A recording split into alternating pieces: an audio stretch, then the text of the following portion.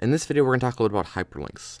And if you're familiar with HTML and websites, you're already well aware of what a hyperlink is.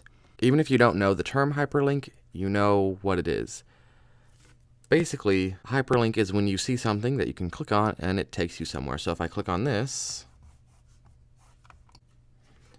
I jumped way down here to the wrong slide from a previous video.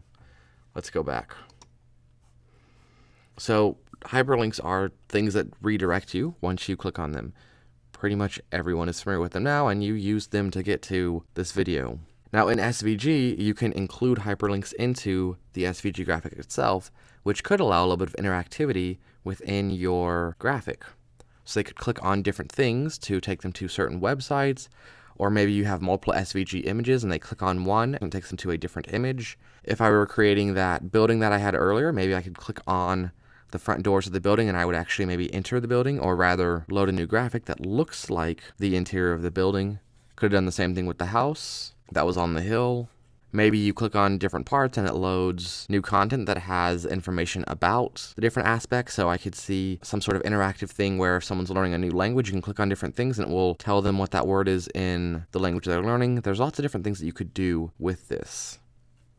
Of course, you may not be familiar with all those things right now, but as we continue moving through, you'll learn some different techniques that can be used alongside this. We're going to go over what the basic element is and the attributes. This one is a little different in some ways than some of the others that we've looked at, but it's not too bad. The element itself is an anchor element, and this is the same type of element that we use with HTML. We call it an anchor element in HTML as well. The way that it actually looks, though, is a little different when it comes to the attributes. To make the base element, we type open angle bracket, an A, we put in the attributes, and we actually don't have the slash on the end of the anchor elements because we don't want to close the tag yet. We then put in whatever we want right after that opening anchor tag, and then we close the element after that thing. So whatever is in between the opening tag and the closing tag is what you can click on, is the interactive part. So what goes in there? What are the elements? We have X-link attributes, and we have a target attribute. There are multiple X-link attributes, and we'll go over them in just a moment. So I'm going to reuse my file from a previous video where I made a polygon. So open it in text edit, and we have this polygon here. So if I want to include a link into here, I can open my anchor element, and I'll add X-link and a colon, and then I put in those different type of X-link attributes. So like href, which stands for hyperlink reference, and then I can have it equal, and then some location, close the tag, and then I can put in whatever, and then close the elements. Now this should really be in a text element. Let's see if it will load it anyway. Ooh, it probably won't because it doesn't have a location. Let's see what happens. That's what I figured. That's okay. So let's actually use a real element here. So we can do text, and let's make the X equal like 10 or something, and the Y equal maybe 40.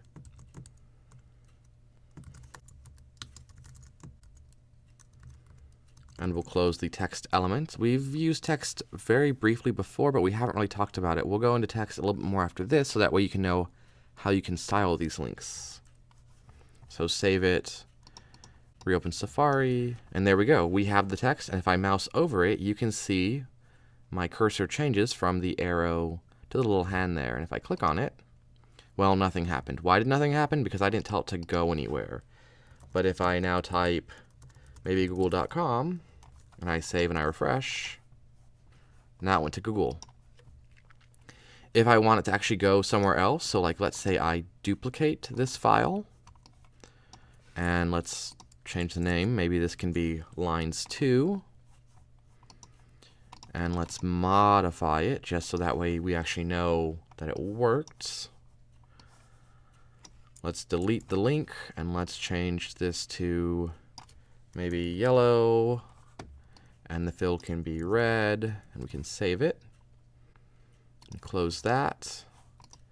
And then if we want this to go there, we can tell it to go to lines2.html. If we save it and we reopen this, refresh it, and we click on this, there we go. It went to the new one.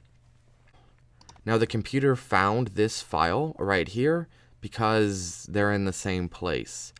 If you don't specify like where exactly it is, like I did with Google, like I did http://www.google.com, that's a specific location. It's going on the internet and it's finding that location.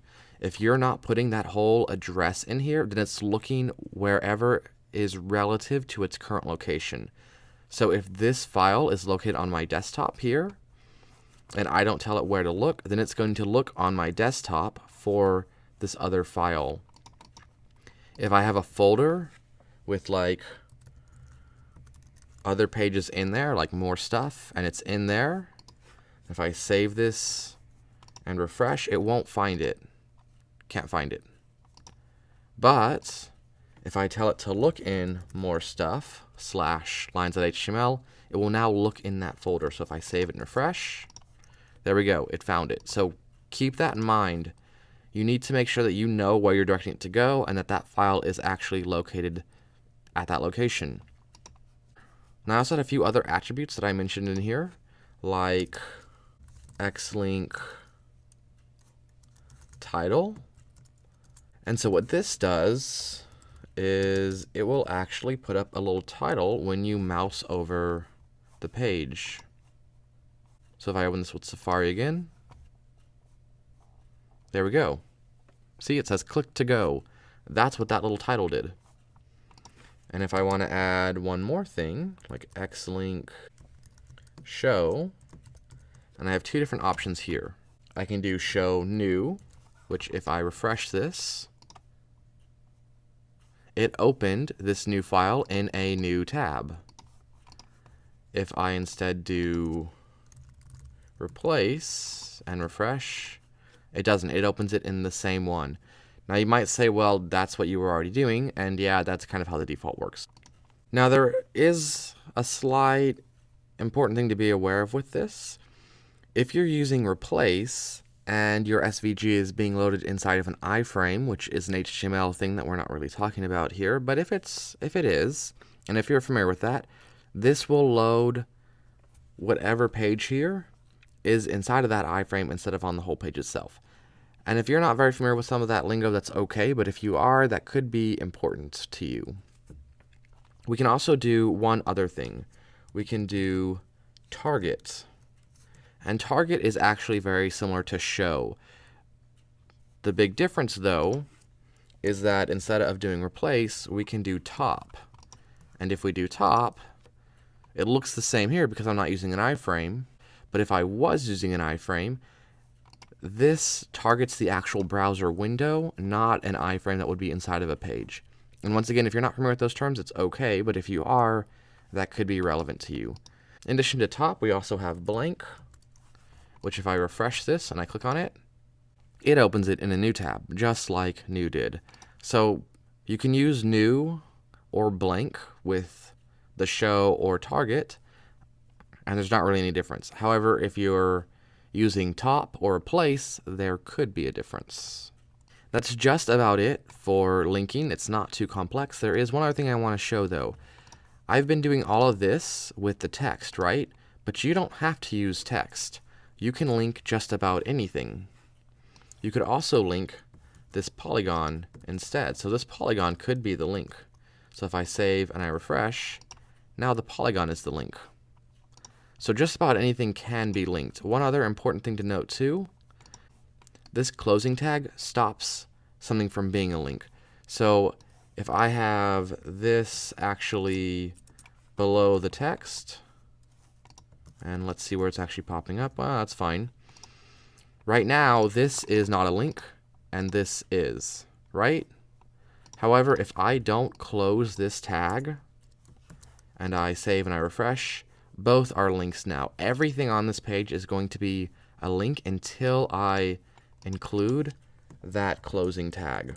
So just be aware of that. If a whole bunch of things on your page have magically become a link and you're not sure why, go look and see if you can find your closing tag, because maybe you forgot to include it.